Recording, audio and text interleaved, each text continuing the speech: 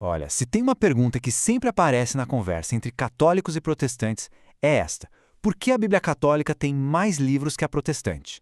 É uma daquelas questões, sabe, que mexe com fé, com história, com autoridade, com tudo. E é exatamente isso que a gente vai investigar hoje.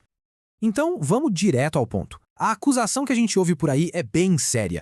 Dizem que a Igreja Católica, lá no Concílio de Trento, no século XVI, simplesmente adicionou 7 livros ao Antigo Testamento. E por quê? Para justificar doutrinas que supostamente não estavam na Bíblia. Mas será que foi isso mesmo que aconteceu? Será que a história foi de adição ou, na verdade, de subtração? Para entender bem, a gente precisa olhar para os números. O Antigo Testamento católico, 46 livros. O protestante, 39. A diferença são exatamente 7 livros. Os católicos chamam eles de deuterocanônicos. A gente está falando de Tobias, Judite, Sabedoria, Eclesiástico, Baruque e os 2 livros dos Macabeus. Essa é, digamos assim, a cena do crime que a gente vai desvendar. E para a gente resolver esse mistério, nós vamos seguir um caminho bem lógico, passo a passo. Primeiro, vamos voltar no tempo e ver qual era a Bíblia que os apóstolos liam. Depois, a gente vai entender como a igreja definiu o que entra e o que não entra na Bíblia. Aí, vamos direto para o ponto da reforma. Por que os livros foram tirados? E, claro, qual foi a resposta da igreja em Trento? No final, tudo isso vai nos levar para a pergunta mais importante de todas: quem tem autoridade para decidir? Beleza. Então o nosso ponto de partida precisa ser o começo de tudo. Tipo, o começo mesmo. A gente precisa voltar lá para a época de Jesus e dos apóstolos e fazer uma pergunta bem simples. Qual versão do Antigo Testamento eles tinham em mãos? O que eles liam e citavam no dia a dia? E a resposta tem um nome: Septuaginta. O que é isso? Basicamente, era a tradução do Antigo Testamento hebraico para o grego, feita séculos antes de Cristo. E aqui está o pulo do gato. Essa versão, que era a Bíblia mais comum na época de Jesus, já tinha aqueles 7 livros. Eles não eram um apêndice, não eram uma nota de rodapé. Eles faziam parte do texto. E a prova mais forte disso vem do próprio Novo Testamento. Pensa bem, quando os apóstolos e evangelistas escreveram os textos que formam o Novo Testamento, de onde eles tiravam as citações do Antigo Testamento? A resposta é esmagadoramente da Septuaginta. Ou seja, eles estavam usando e citando como escritura sagrada a versão que já continha aqueles 7 livros.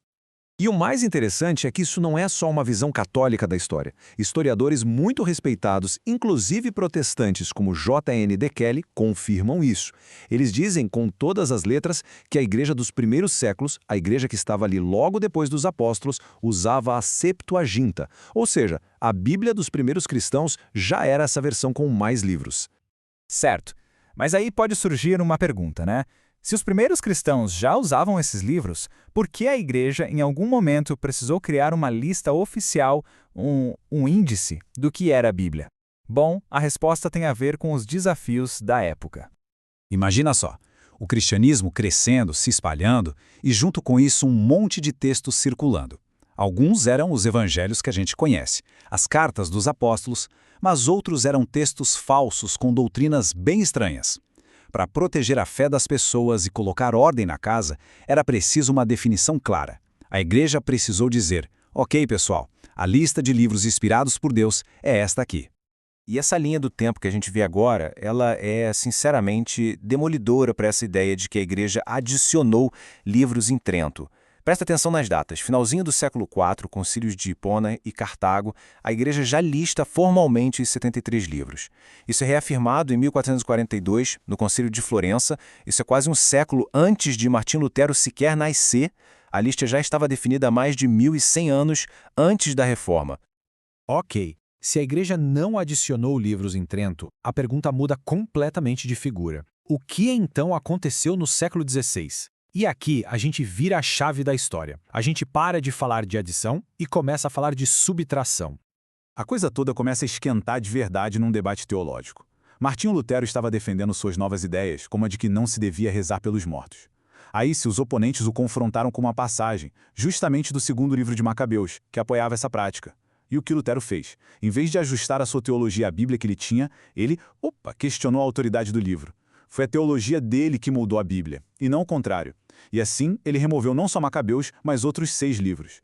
E olha, é crucial entender que essa revisão não se limitou ao Antigo Testamento. Lutero também torceu o nariz para alguns livros do Novo Testamento.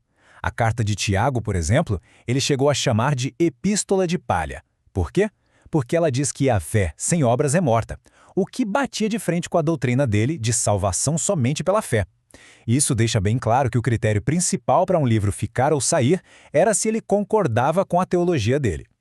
E é nesse cenário de mudança de uma Bíblia editada que a gente chega finalmente ao famoso Concílio de Trento. A Igreja Católica se viu diante de um desafio. Uma nova versão da Bíblia, menor, estava sendo proposta. Qual foi a resposta?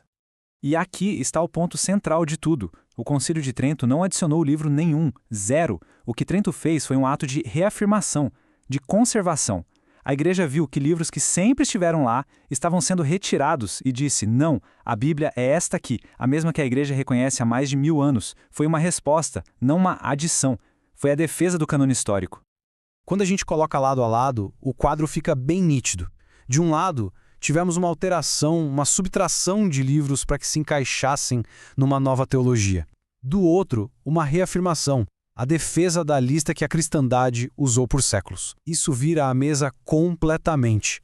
A pergunta, no fim das contas, não é por que a Igreja Católica adicionou livros. A pergunta real é, por que os reformadores removeram livros?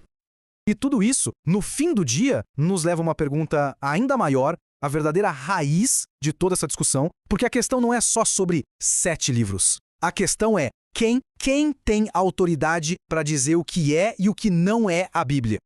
O pilar da Reforma Protestante é o princípio conhecido como sola scriptura, que significa somente a Escritura. A ideia é que a única autoridade infalível é a Bíblia. Mas essa própria ideia cria um problema bem complicado, quase um paradoxo. É que, do ponto de vista católico, há um problema lógico aqui. A Bíblia não caiu do céu prontinha, encadernada com um sumário, dizendo estes são os 66 livros inspirados. Não, ela é uma coleção de dezenas de livros escritos ao longo de séculos, então como é que a gente sabe quais livros deveriam estar nessa coleção em primeiro lugar? E essa é a pergunta-chave. Onde, dentro da própria Bíblia, existe uma lista oficial dos livros da Bíblia? A resposta é em lugar nenhum. Nenhum livro da Bíblia diz quais são os outros livros da Bíblia. O livro não pode definir a si mesmo. E é aqui que a perspectiva católica amarra toda a história. Foi preciso uma autoridade, fora da Bíblia, para definir a Bíblia. E essa autoridade foi a Igreja.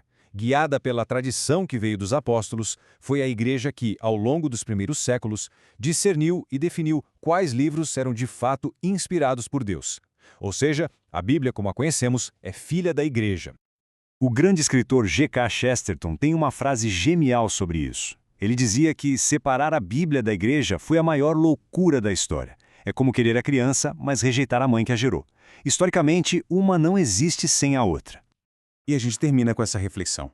Se a própria Bíblia precisou de uma autoridade externa a ela, a Igreja, para ser definida, como é que ela pode ser, sozinha, a única autoridade?